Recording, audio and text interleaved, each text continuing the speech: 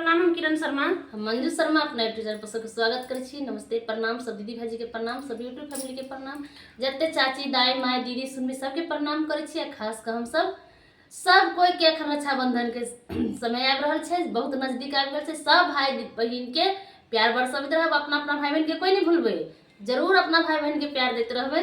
और हम दोनों देवरानी जेठानी जा रहल छी बहुत प्यारा सा नचारी गीत गाबा। अहाँ सब जरूर सुनब, कमेंट करके जरूर बताएब किनका सबके पसंद है, किनका सबके नहीं। और प्यार आशीर्वाद खूब देव और शेयर करके नहीं कोई भूलब। हम दोनों देवरानी जेठानी नचारी गीत गाबा जा रहल छी।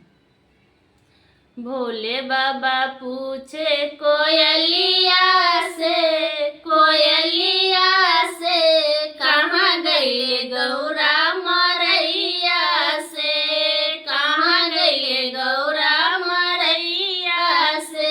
भोले बाबा पूछे कोयलिया से, कोयलिया से कहाँ गई गौरा मरैया से, कहाँ गई गौरा मरैया से। ब्रह्मा से पूछे हो विष्णु से पूछे, ब्रह्मा से पूछे हो विष्णु से पूछे।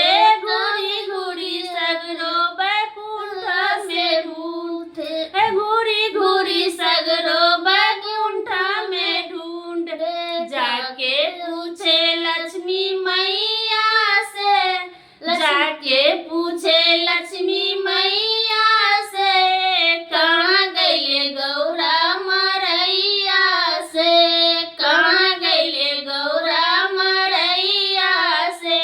भोले बाबा पूछे कोयलिया से, कोयलिया से कहाँ गई गौरा मरैया से, कहाँ गई गौरा मरैया से।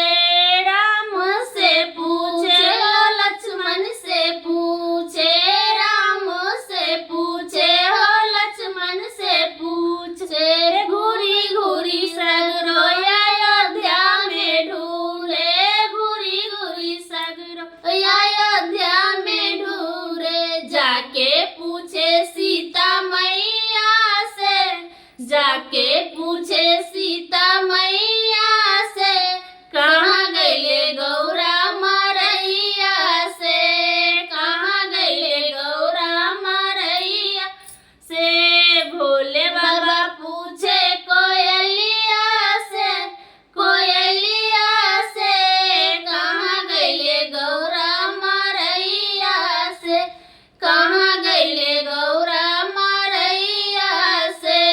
कृष्ण से पूछे हो राधा से पूछे, कृष्ण से पूछे हो राधा से पूछे।